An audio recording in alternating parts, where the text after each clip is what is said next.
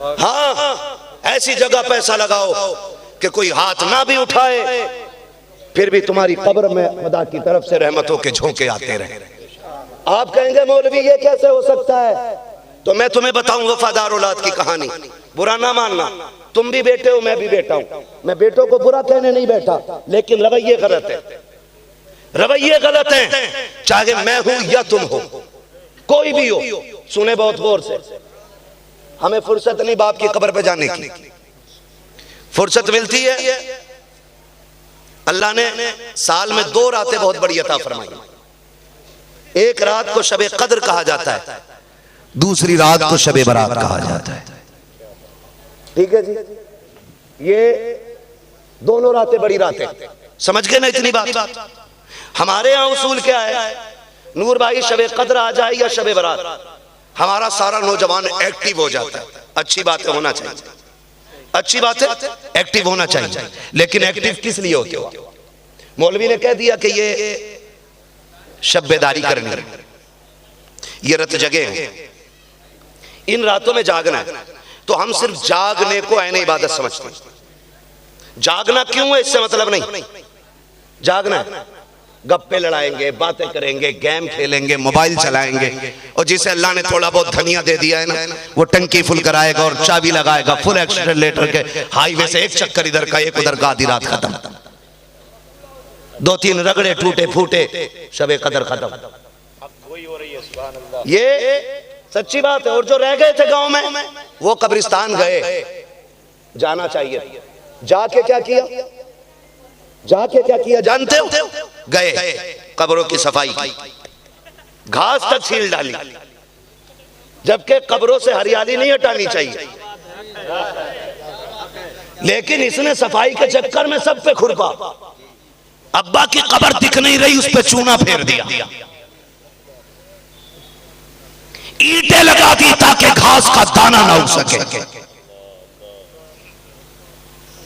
सुने मेरी बात कान खोल के, और कोई मुझे वहां भी ना समझे। खुदा का शुक्र है मैंने सुन्नी बाप के घर में जन्म लिया है और सुन्नियों के कदमों में रह के जिया हूं, ये ख्याल रखिएगा। खुदा का शुक्र है मेरे उस्तादों में ताजुश शरिया आते हैं, मेरे मुर्शिद भी ताजुश शरिया है, और मैं जिस बाप का बेटा हूं वो मेरे मुफ्ती आजम का खलीफा है। मैं किसी कच्ची नस्ल से ताल्लुक नहीं रखता। खुदा का शुक्र है, कान खोल के सुने, चूना फेर दिया, ईंटें रख दी, अब्बा की कब्र यह है सके। ओ भाई, कम से कम घास उगने की जगह तो छोड़ देते, ताकि तुम्हें फुर्सत न मिलती तो ये हरे पौधे ही तेरे बाप के लिए मगफिरत का सबब बनते रहते। खुरपा चलाया, चूना फेरा, और कई कहते जनरेटर लगाओ चंदा करो, है नहीं? क्यों? कब्रिस्तान में रोशनी करनी है। इतनी अगरबत्ती पूरे साल नहीं बिकती जितनी तनहा शबे कद्र में बिक जाती है। चाहे शबे कद्र हो या शबे बरात हो, ये करना क्या इन्हें? मुट्ठी भर अगरबत्ती ली और अब्बा के सीने पे ठोक दी। पूछो इन उलमा से, क्या शरीयत कब्र पे अगरबत्ती लगाने की इजाजत देती है? आग को कब्र से दूर रखो, और तुमने अब्बा के सीने पे ठोकी जाके, क्या फायदा? क्यों? अगर लगा ही रहे थे अल्लाह के बंदे, पहली बात तो दूर लगा, कब्र से हट के लगाओ, लगानी भी है। अगर लगा भी रहे हो तो, मैं कह रहा हूं लगा भी रहे हो तो कब्र से हट के लगाओ, पहली बात। दूसरी बात, रोशनी लगाई। अब लाइट लगाने के बाद लोग उसकी मजे लेने जा रहे हैं। यार देख तो सही कब्रिस्तान में कितनी जगमग जगमग है। बेटा खड़े होकर किनारे से कह रहा है, वो देख मेरे अब्बा की कब्र दिख रही है, वो देख मेरी माँ की कब्र दिख रही है, वो जिस पे चूना है वो मेरे अब्बा की कब्र है, वो जिस पे सफेद ईंटें लगी है वो मेरी माँ की कब्र है। तुम जब ऊपर ईंटें लगा के आते हो, अंदर से बाप की चीख की आवाज तुम्हारे कानों तक नहीं आती। वो कहता मेरे लाल बता तो सही, तू मेरी कब्र पे सुबह से खड़ा रहा है, है। क्या किया है तूने अब तक? तुम कहते हो मैंने लाइट लगाई है, बल्ब लगाया है। वो अंदर से पूछता बता इस बल्ब का अंदर क्या फायदा? ये उजाला तुझे दे रहा है, मुझे कोई फायदा नहीं। अगर मुझे उजाला देना था ऊपर बल्ब लगाता ना लगाता, पागल खड़े होकर के सूर्य पाता पढ़ के मेरी रूह को बख्श देता, ऊपर भले अंधेरा रहता, लेकिन कुरान की बरकत से मेरी कब्र में उजाला कर दिया जाता। हमने बाहर बल्ब लगाना सब कुछ समझा, जबकि अंदर का उजाला बल्ब से नहीं, कुरान की तिलावत से होगा। किस चीज से होगा? तो ये जाएंगे भी तो बाहर से बल्ब लगा के भाग आएंगे, या तो पढ़ेंगे नहीं या पढ़ना आता ही नहीं होगा कुरान शरीफ। इसलिए आखिरत का इंतजाम करो, तैयारियां करो आखिरत की, कोई बचाने वाला नहीं।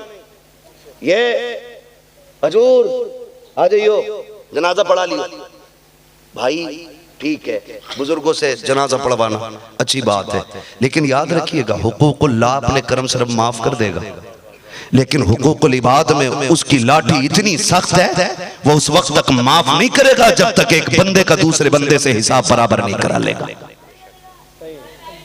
इसकी भी तैयारियां करो, करो इसकी तैयारियां। ओ भाई बदले अपने रवैये और आखिरत की तैयारी करें। हम कुरान नहीं पढ़ पा रहे, हम बिजनेस में लगे, हमें जरूरतों ने घेर रखा है, तो क्यों ना हम कुरान वालों की खिदमत में लग जाएं। अगर हम खुद नहीं पढ़ रहे हैं, खुद पढ़ा भी नहीं पा रहे हैं, तो क्यों ना हम कुरान पाक की खिदमत में लग जाएं। कैसे? मौलाना बैठे, मुझे पता चला ना, एक तरफ तकलीफ भी हुई और एक तरफ खुशी भी हुई। पता चला कि ये इदारा किराए पे चला रहे, खुशी इस बात को, ये मालिक तेरे दीन पे रहमतें बरसे, ये दीन कभी नीचा नहीं होगा, क्योंकि इस दीन को फैलाने के लिए ऐसी जुर्रत वाले लोग मौजूद हैं जो कर्ज पे लेके इमारत कुरान पढ़ा रहे हैं। और दुख इस बात का हुआ मेरे घर का बल्ब फ्यूज हो जाए, 5 मिनट में मैं बुला करके बल्ब लगवा लेता हूँ। क्या किसी को हमें ये ख्याल नहीं आता हुजूर का घर है, कुरान की खिदमत हो रही है, वो भी किराए पे हो रही है। होना तो ये चाहिए था, हम भले एक वक्त का फाका करेंगे, लेकिन कुरान वालों के लिए जो उनके ऊपर का कर्ज है वो अपने सर पे लेकर कुरान की तालीम को आसान करेंगे। क्यों नहीं? मेरे भाइयों ने नारे लगाए, नारों का मुखालिफ नहीं, लेकिन याद रखिए खाली नारों से दीन आगे नहीं बढ़ेगा, खाली नारों से दीन आगे नहीं बढ़ेगा। किरदार दीन वाला होना चाहिए, किरदार दीन वाला होना चाहिए। मैं यहां नारा लगा रहा हूं और घर जाके मां को गाली बकी, मैं लब्बैक के नारे लगाऊं और ये हाथ बाप के मुंह पे उठाऊं, तो क्या लगता है ये लब्बैक में हाथ कबूल हो जाएगा? अगर ये एक बार माँ या बाप की तरफ उठ गया तो ये हाथ लाख बार भी लब्बैक में उठेगा। नबी टुकरा देंगे, कहेंगे हाथ उठाओ ना उठाओ, मुझे तो वो हाथ पसंद है जो माँ की खिदमत में रहता हो, बाप की खिदमत में रहता हो। क्या बात, ये असल रवैया हमारे, खाली नारों से नहीं, किरदार से काम बने। मेरा नबी 12 रबीउन नूर को आया, कायनात मुस्कुराई। लोग ना पता नहीं क्या सोचते। एक बदबख्त को मैंने भौंकते सुना, वो कह रहा था माज़अल्लाह नबी की माँ जहन्नमिया है। मैं सोचने लगा यार, खुदा की कसम, जिन्हें हुजूर ने एक बार छू दिया उनकी नस्लें महकती रही। ये मेरे हुजूर की शान है। एक सहाबी के सर पे हाथ फेरा था बचपन में, पूरी जिंदगी बाल नहीं कटाए उन्होंने। लोगों ने कहा ये हद के बाहर जा रहे हैं, शरीयत की हद के बाहर जा रहे हैं, बाल कटा लेते। कहा नहीं। कहा क्यों? कहा इन बालों पे मेरे महबूब की उंगलियां लग गई थी। बड़े बड़े बाल कटाए नहीं क्यों? कहा कब्र में पहुंचूंगा, फरिश्तों को दिखा के कहूंगा ये देखो मेरे महबूब की उंगलियां लगी हुई है। जहां उंगली रख दी मेरे नबी ने वो जिस्म महक गया, जिसे पसीना दे दिया नस्लें महक गई। हाँ, वो मेरे इमाम ने कहा था वल्लाह जो मिल जाए मेरे गुल का पसीना, मांगे न कभी इत्र न फिर चाहे दुल्हन फूल, सरताबा कदम है तने सुल्ताने जमन फूल, लब फूल दहन फूल जकन फूल बदन फूल। ये मेरे हुजूर की जात है। तो वो बकवास कर रहा था, एक कुत्ता कह रहा था माज़अल्लाह नबी की माँ जहन्नमिया है। मैंने कहा कोड़ी कुत्ते, तुझे ऐसी खुजली हो कि तू रगड़ रगड़ के मरे, तू नहीं जानता मैं उस आमिना के मुकद्दर के बारे में कौन से जुमले लाऊं जिसने कभी खुद महबूब की जुल्फों में उंगली डाली होगी, जिसने कभी सीने से लगा के लाल कह के आवाज दिया होगा, जिसने कभी झोली में बैठा के झूले झुलाए होंगे, जिसने कभी कलेजा ठंडा करने के लिए सीने से लगाया होगा, जिसने थपकियां दे के महबूब को सुलाया होगा, उसके बारे में भोंकते हो। ओ यार बदलो रवैये अपने, खुदा की कसम गैर में इतनी जरूरत नहीं है जो जल से बंद करा ले। तकलीफ तो तब होती है एक आशिक झंडा लेके चलता है, दूसरा टोपी लगा के शिर्क कह देता है मेरे इमाम ने क्या गलत कहा है, और तुम पर मेरे आका की इनायत न सकी। अरे नजदियों कलमा पढ़ाने का भी एहसान गया, कम से कम कलमे का ही हक अदा कर देते।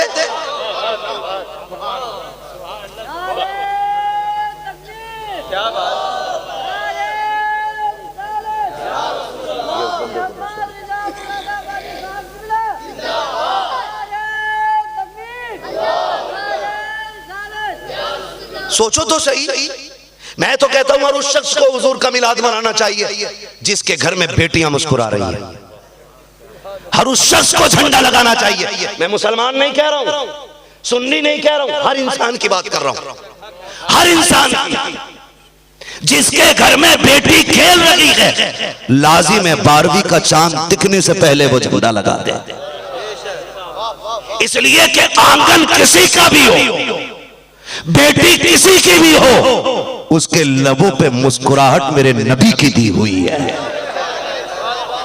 मेरे नबी की दी हुई है। आप अगर पूछे और क्या किया मेरे नबी ने, तो सुन, अगर बेटा माँ हाथ में जूता लेके खड़ी है और बेटे के सर पे मार रही है और बेटा गर्दन झुका के मुस्कुरा भी रहा है, पिट भी रहा है, तो ये माँ का कमाल नहीं, आमिना के लाल का कमाल है। ये आमिना के लाल का कमाल है। मेरे नबी ने फरमा दिया ना, जन्नत तहता क़दामी उम्महातिकुम, जन्नत तुम्हारी माओ के कदमों के नीचे है। अब माँ जूता मारे तब भी हंसेंगे, माँ घूसा मारे तब भी हंसेंगे, इसलिए कि जन्नत माँ के कदमे में मेरे नबी ने ला के रख दी है। हर उस शख्स पे लाजिम है जो माँ वाला है मेरे नबी का नाम का झंडा लगाए, और जिसके घर में बाप की हुक्मरानी चलती है ना, उस पे लाजिम है वो मेरे नबी का झंडा लगाए। इसलिए कि जब ये बाप बेचा जा रहा था ना, मेरे नबी ने ऐलान किया था, सुनो रब की रजा बाप की रजा में है, रब की रजा बाप की रजा में है। अगर तुम्हें ये देखना है तुम्हारा रब तुमसे राजी है कि नहीं, फरमाया फिर बाप का चेहरा देख लो, अगर बाप तुमसे राजी है तो समझ लो खुदा पाक भी तुमसे राजी है। हुजूर आए, आने के बाद मेरे नबी ने पूरी कायनात को संवारा। 63 साल जिंदगी में ना कई सदियों का काम किया मेरे नबी ने। जो काम लाखों बरस में ना हुआ वो मेरे नबी ने 63 साल में करके दिखाया, और ऐसा किरदार पेश किया, खुदा की कसम तारीख में मिसाल नहीं मिलती है। जिस नबी को सताया गया उसने शिकवा कर दिया रब से, लेकिन मेरे नबी ने कभी अपने रब से शिकवा नहीं किया। यहां तक कि ताइफ के बाद फरिश्तों ने आके कहा था कहे ना तोड़ फोड़ के बराबर कर दे।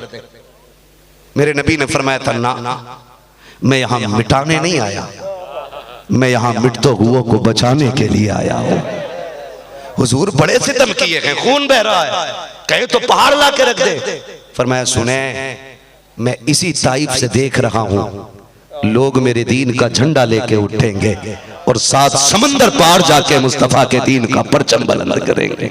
तुम्हें क्या लगता है ये जो मोहम्मद बिन कासिम आया था ना, ये उसी मुस्तफा की दुआ का नतीजा बन के आया था, जिसने 16 साल की उम्र में बातिल की आंखों में आके डाल के दुश्मन के दांत खट्टे करके और अपनी बहन को आजाद करा के कहा था, खबरदार मुसलमानों को बांटने की कोशिश ना करना, कुछ रिश्ते वो हैं जो खून से बनते हैं, ये वो रिश्ता है जो रसूल पाक ने बनाया।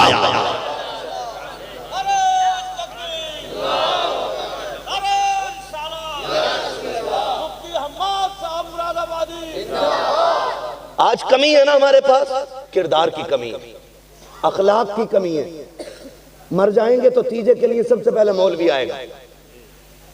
बेटे के वलीमे में और बेटी के शादी पे कभी मौलवी है, मौलवी की बीवी है, बच्चों को कपड़ा नहीं बनेगा। अब्बा के मरते ही गरीबों की लिस्ट में सबसे ऊपर मौलवी का नाम है। यह हाल हमारी कौम का है। जो तुम्हारे लिए 5 वक्त नमाजों में हाथ उठाते, तुम उनके लिए मैयत के अलावा कपड़े नहीं देते। ये कुरान की इज्जत है? अगर कुरान की इज्जत थी तुम्हारे दिल में ना, तो लाजिम ये था मैयत पे याद आते ना आते बेटे के वलीमे में कुरान वाले सबसे पहले याद आने चाहिए थे। ये लाजिम था आप पे, लेकिन आपने ना इंसाफी की। हमारे रवैये देख के जब हम ही ना अपने कायद को नीचे खड़ा करके और खुद बैठते हैं ना कुर्सी पे, तो लोग देख के हंसते हैं कि ये क्या आगे बढ़ेंगे। जो इनको बढ़ाने वाले थे वो खुद इनके पीछे खड़े, वो खुद इनके पीछे खड़े। दीन ऐसे नहीं बढ़ता।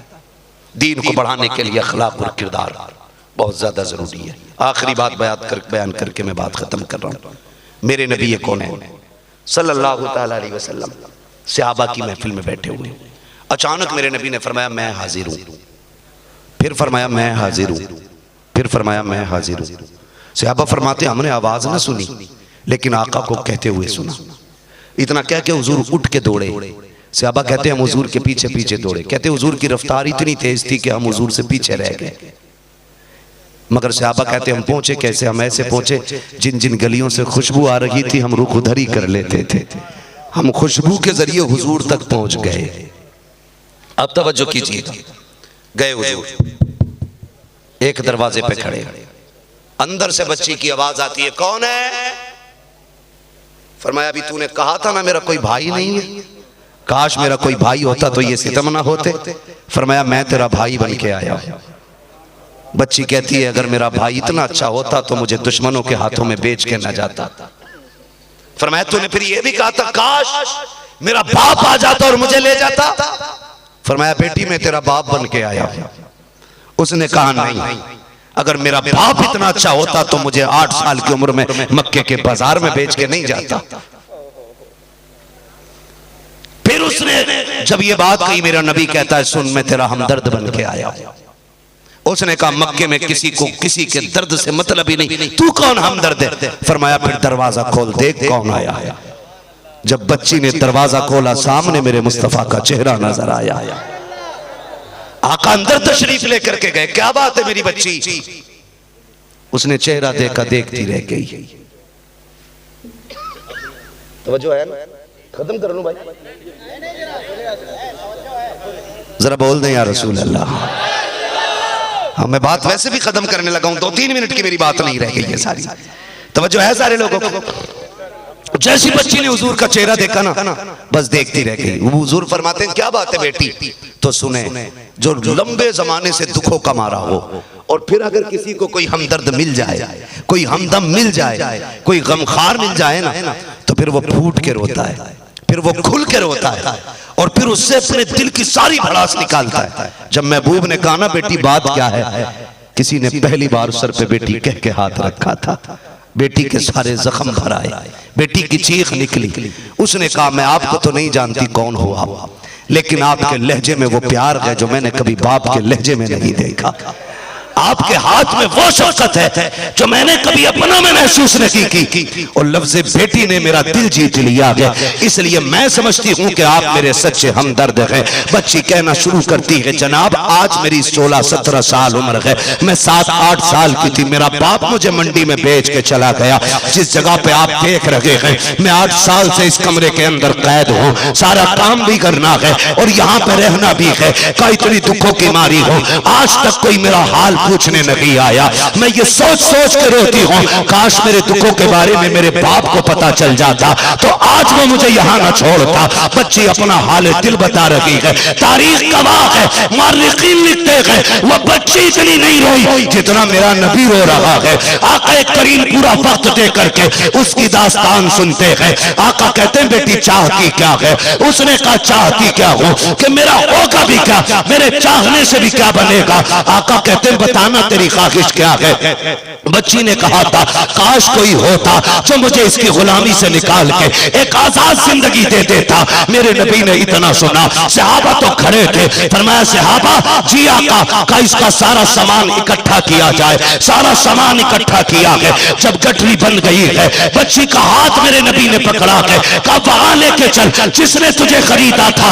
बच्ची कहती है ठीक है। जब सारा सामान सहाबा ने गठरी में बांध के उठाया है, मेरे नबी कहते लाओ ये गठरी मुझे दे दो, आका इसमें वजन है, इसको हम लेके चलेंगे। तब मेरे नबी ने कहा था ये मेरी बेटी का बोझ है, मेरे कंधे पे दे दो, ताकि कल कोई बाप अपनी बेटी का बोझ उठाए तो वो गैरत ना करे।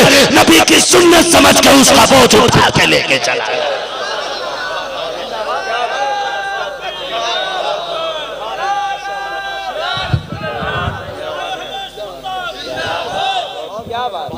मेरे नबी ने फरमाया नहीं, गठरी मेरी बेटी की है, मैं लेके जाऊंगा, ताकि कल किसी की बेटी तलाक पाके बाप के घर आ जाए और बाप उस मजबूर बेटी का बोझ उठा के चले तो शर्म से न चले, बल्कि फख्र से कहे बेटियों का बोझ उठाना लानत नहीं है, मदीने वाले मुस्तफा की सुन्नत बन गया है।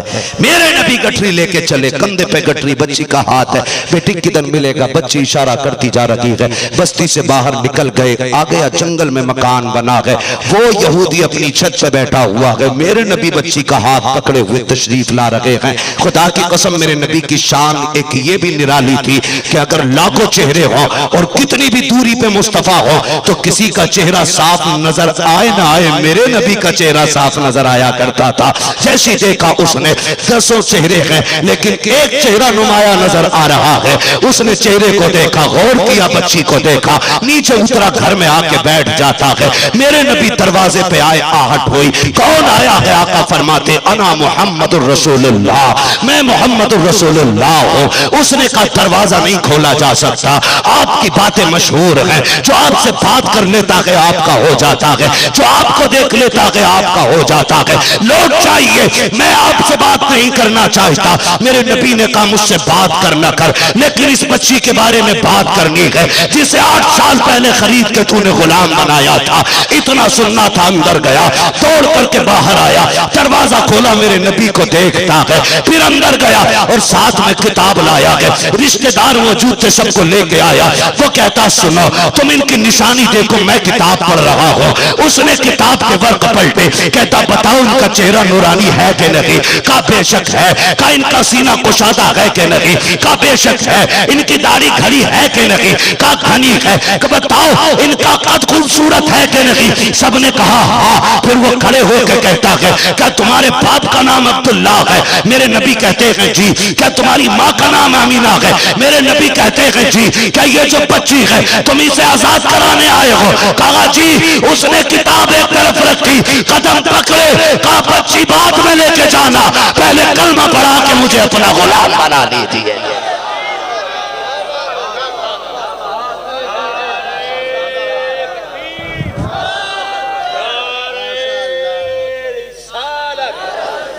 सुने जरा,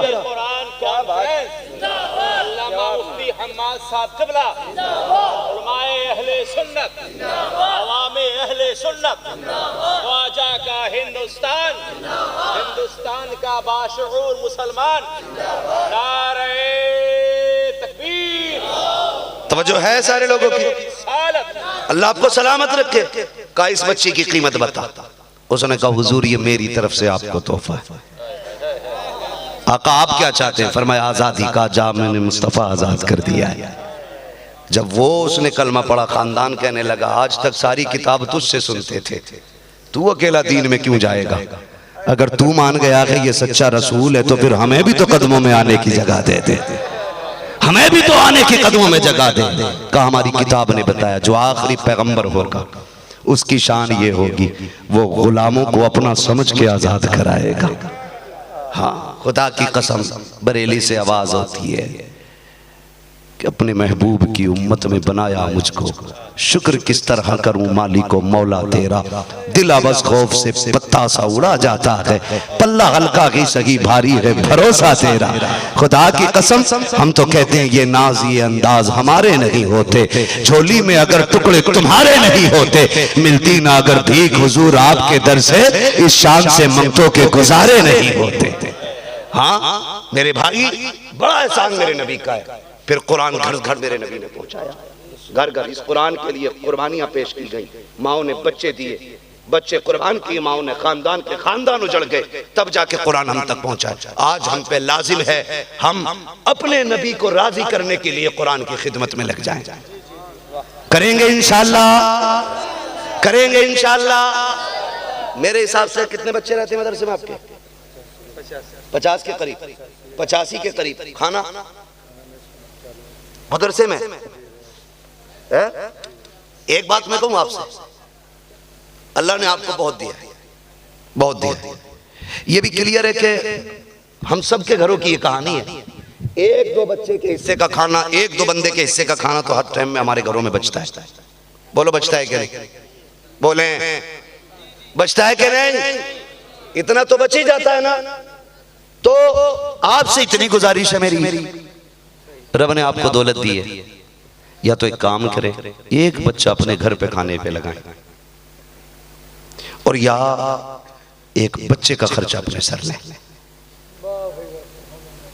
एक बच्चे का खर्च मेरे हिसाब से कम मानो ना तो साल भर का 12,000 है।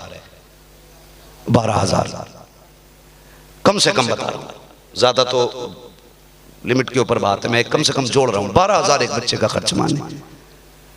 अगर आप ये चाहते हैं ना कि कुरान की खिदमत में तुम्हारा भी नाम आए, कोई बड़ा काम नहीं करना है, 12,000 आपको एक साल का खर्च बच्चे का देना है। वो कहना मुफ्ती साहब, मौलाना साहब, कारी साहब, एक हुजूर का मेहमान 12 महीने मेरे घर का मेहमान रहना है, उसका खर्च ये मेरी तरफ से है। अगर ये आपके पैसे से हाफिज बन के निकल गया ना, तो जब ये क़यामत में जन्नत की तरफ जा रहा होगा और इसको हुक्म होगा चल जन्नत की तरफ, और लाइन में तुम्हारी नजर पड़ गई इसमें, तुम तो जहन्नम की लाइन में, मैं जहन्नम की लाइन में खड़ा हूं, मेरी नजर उस हाफिज पे पड़ गई जिसकी मैंने खिदमत की होगी। मैं कहूंगा हाफिज साहब पहचाना नहीं, मैं अम्माद हूं, मैंने आपको खाना खिलाया था। जानते हो फिर क्या होना है? ये हुजूर के मेहमान है, ये रुक जाएंगे, सारे भाग जाएंगे आगे, जहां ये खड़े होंगे वहीं से लाइन रुक जाएगी। रब फरमाएगा फरिश्तों लाइन रुकी क्यों? जबकि रब भी खुद जानता है। उससे पूछा जाएगा आगे क्यों नहीं बढ़ता? वो कहेगा गैरत आती है आगे जाते हुए। कहा क्यों? कहा मुझे जन्नत क्यों दी जा रही है? क्योंकि तू हाफिज कुरान है। तो वो कहेगा नहीं जी, मैं ऐसे ही तो हाफिज नहीं बना ना, मुझे मेरे भाई ने 12,000 खर्च दे करके मेरी रोटी का खर्चा लिया था, अगर ये रोटी ना खिलाता तो बता मैं कैसे पड़ जाता।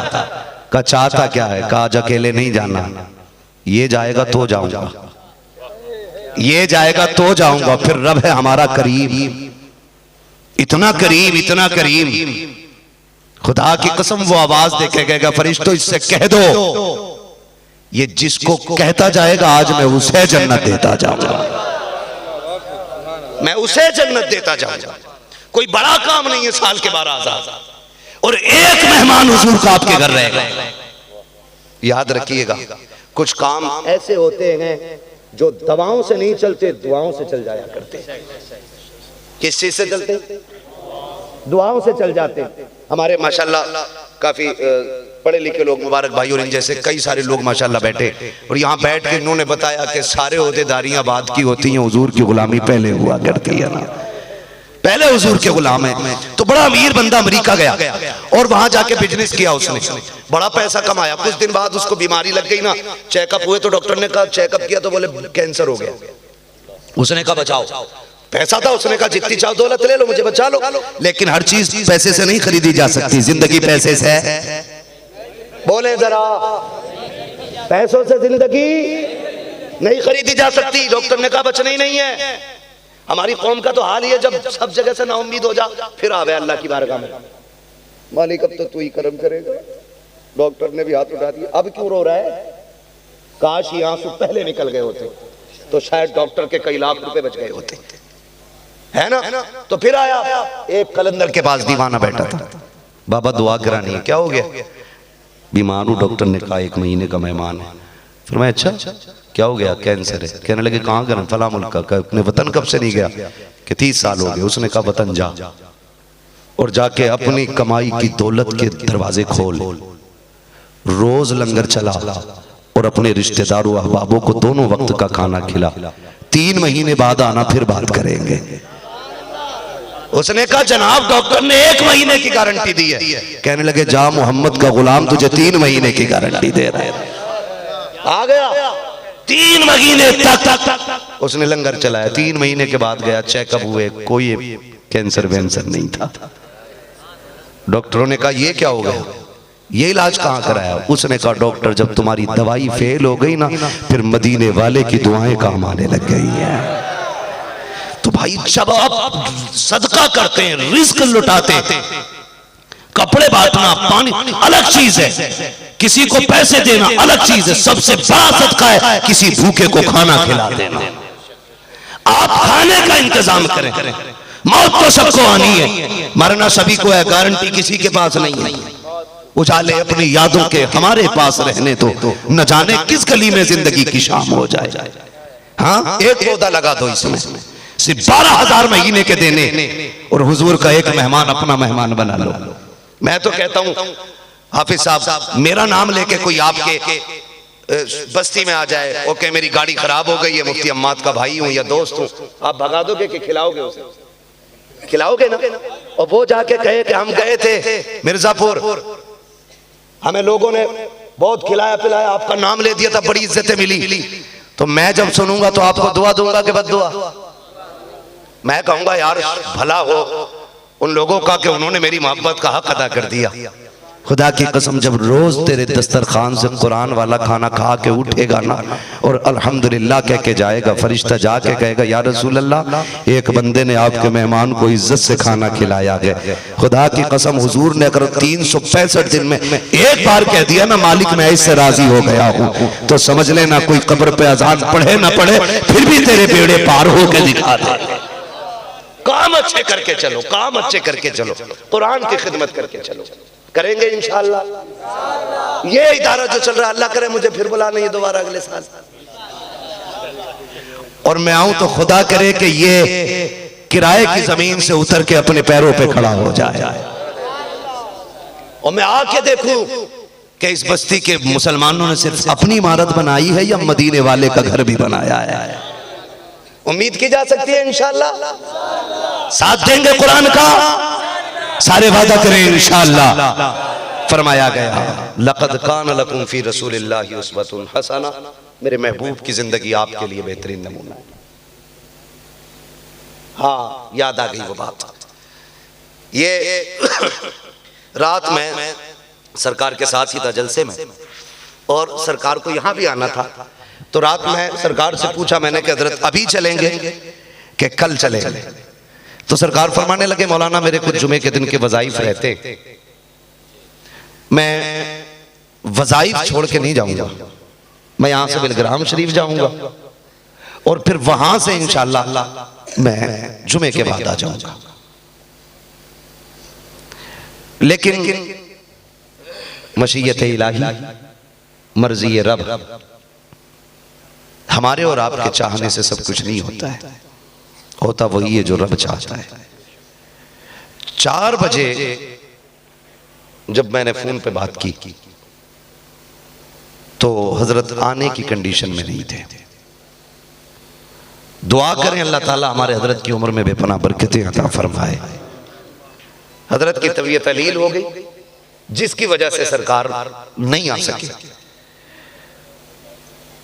वरना सरकार का पूरा इरादा था। और मेरी रात भी बात हुई थी हजरत से, हम एक साथ ही जलसे में थे।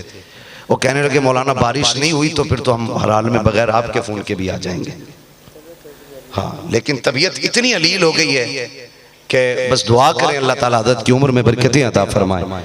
वरना खुदा की कसम मैंने पीर बहुत देखे हैं, लेकिन सरकार उवैस मियां जैसा पीर नहीं देखा है। मैं आपको सीधी बात बता दूं, उन जैसा पीर नहीं देखा है। वो मुरीदों से बाद में प्यार करता है, अपने माँ बाप से पहले प्यार करता है। वादे के पक्के आदमी है, मगर उज़्र शरी अगर आ जाए तो फिर शरीयत इजाजत देती है इंशाअल्लाह अज़ीज़। अगर आइंदा साल कभी इत्तेफाक ऐसा हुआ और हालात साजगार रहे, हजरत की तबीयत दुरुस्त रही, तो इंशाअल्लाह हजरत आपके बीच आएंगे। बस मुफ्ती साहब मौलाना साहब ने अपनी पूरी कोशिश की, हाफिज साहब की अपनी पूरी कोशिश रही, हमारे साबिर गुलाम साबिर भाई ने डायरेक्ट हज़रत से बात की थी जलसे के लिए, और आने के लिए मैंने खुद भी बात की थी, लेकिन अब हुज़्र शरीयत तबीयत ख़राब हो गई हज़रत, इसलिए तशरीफ़ नहीं ला सके। इंशाअल्लाह ज़िंदगी रहेगी तो हज़रत फिर से तशरीफ़ लाएंगे, और अल्लाह चाहेगा तो फिर ये महफिल सजेगी। मगर सबसे बड़ा काम आज ये है कि हम अपने इदारे को मजबूत करेंगे, इंशाअल्लाह करेंगे इंशाअल्लाह। और जोर से, बड़ी कमजोरी से बोल रहे हो भाई, ये पैसे उठा के ले जाओ, फिर जोर से बोल दो इंशाअल्लाह। अपने इदारों का ताउन करें, इदारों के साथ मजबूती से खड़े हो। सारे लोग बैठे रहिएगा, भाई साबिर साहब को भी सुनना है, ना इंसाफी नहीं होनी है, इंसाफ के साथ। आपने मुझे जिस प्यार से सुना है, नूर भाई को जिस प्यार से सुना है, एक मेहमान और भी है हमारा, उसको भी इसी प्यार से सुनेंगे ना इंशाअल्लाह। नात का मामला है, गजल की महफिल नहीं है, नात है। और नात क्या चीज़ है, खुदा की कसम आप सुनेंगे खुद समझ जाएंगे। नात वो लतीफ़ दौलत है जो आहिस्ता से दिल में उतर जाती है। अल्लाह आपको सलामत रखे। मेरे साथ कलमा शरीफ पढ़ लें, ला इलाहा, और जोर से ला इलाहा इल्लल्लाहु मुहम्मदुर रसूलुल्लाह। बैठे रहिएगा, साबिर भाई माइक पे आने वाले।